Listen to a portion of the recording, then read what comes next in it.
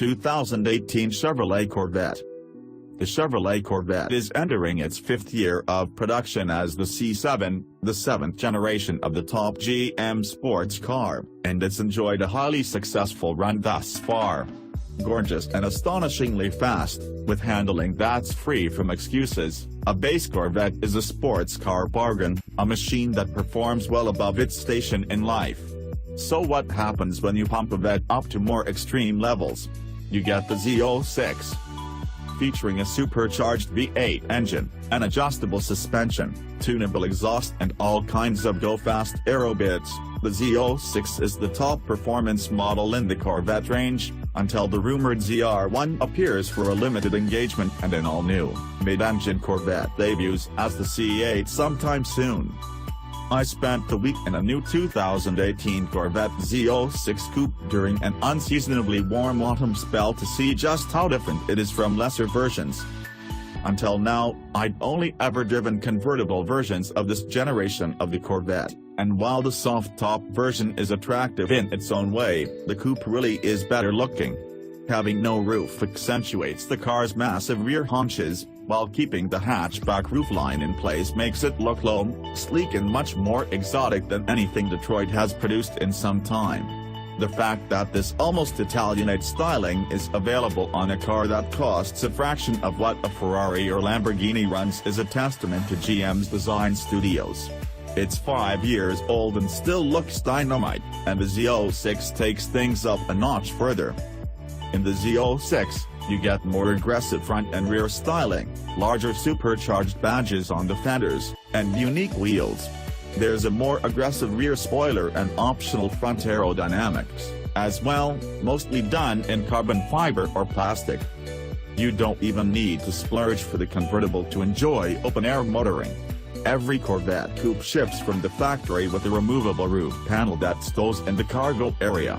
It's made of carbon fiber and can be removed by just one person, if that person has long enough arms, and it lets plenty of air into the cabin on a nice day. It doesn't afford the same kind of external visibility as the convertible, but it's a rigid roof that allows the Corvette to participate in track days without needing an aftermarket roll bar. That's important for the Z06, because the track is where you're going to want to spend some time.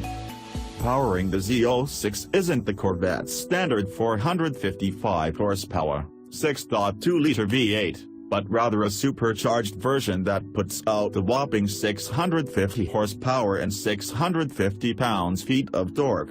It's mated to either a 7-speed manual transmission or an 8-speed automatic, even in the Z06. Power goes to the rear wheels.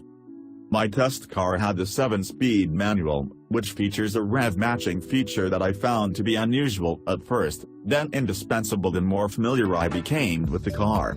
My only issue with the transmission is that it has so many speeds, it can be a little confusing in daily use.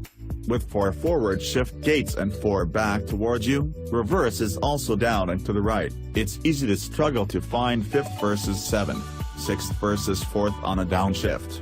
Every now and then you'll find you've accidentally selected the wrong gear, though the gear display on the gauge cluster or in the head-up display does help. Acceleration from the supercharged engine is nothing short of brutal. The clutch take-up is smooth, shifter action is direct, and the thrust that accompanies a bellowing noise out back is fantastic.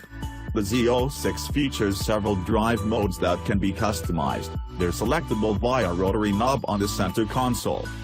Keep it in comfort and the Vette rundles around town as happy as a Cruze, providing easy power-assisted steering, a quiet engine note and a reasonably compliant ride, though it still sits on super low-profile Michelin Pilot Super Sport summer tires on 19-inch front and 20-inch rear wheels. Pop it into sport mode and everything gets a notch sportier indeed. The engine gets louder, the throttle gets more responsive, steering effort increases and the ride stiffens up a bit. Track mode gets serious, making everything more aggressive and shutting off stability control, not a good idea for anyone driving one of these things on the street. There's also an eco mode available for trying to wring every last mpg out of a gallon of premium, plus an inclement weather mode in case you get caught in a serious rainstorm.